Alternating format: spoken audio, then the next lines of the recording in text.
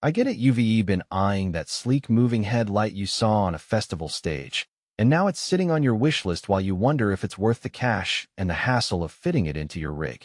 You're probably thinking, will this thing actually survive the back and forth of a touring gig, or will it end up gathering dust because it's too finicky?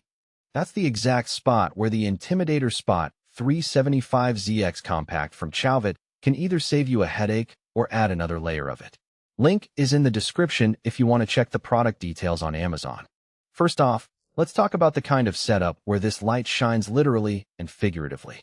The 375ZX is marketed as a compact moving head, which means it's roughly the size of a small speaker cabinet, not a tower that dominates the front of house.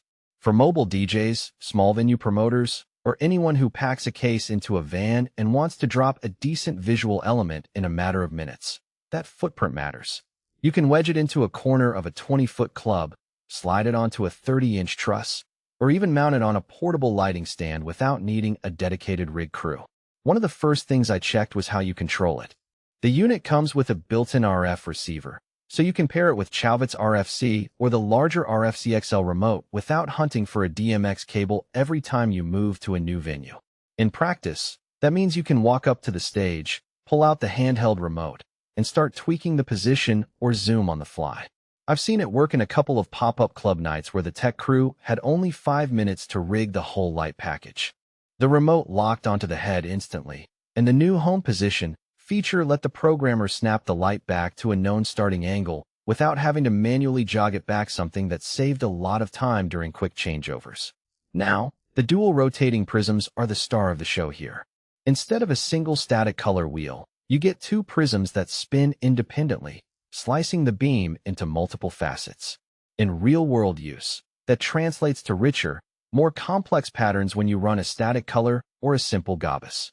I saw a wedding reception where the DJ set the 375ZX on a short throw zoom, aimed it at a mirrored wall, and the prisms turned a single white wash into a sparkling, moving tapestry that covered the entire dance floor.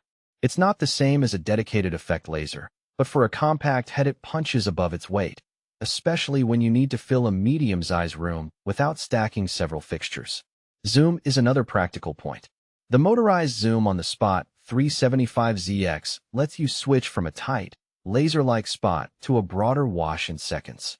That's handy when you're moving from a lounge area where you want a focused beam on a bar to a larger open space where you need a wash that covers the whole room. The transition is smooth, and because it's motorized, you can program the zoom to change automatically as part of a queue, which is a real time saver if you're running a pre-programmed set. So, who should actually buy this thing?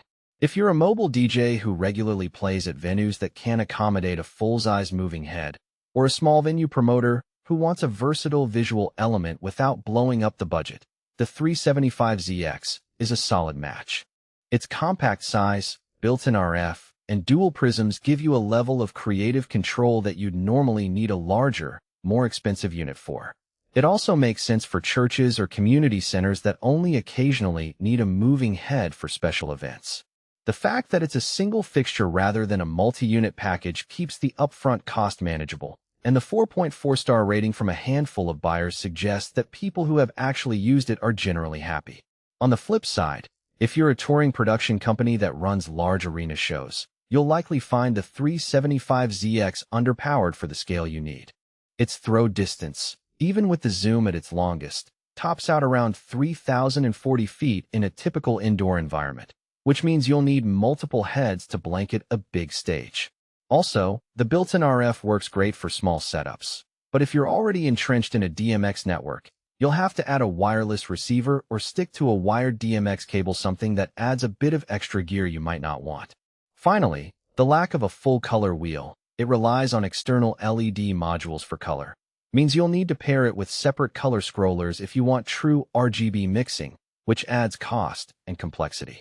Let's talk about some practical weaknesses that tend to get glossed over in the glossy marketing copy.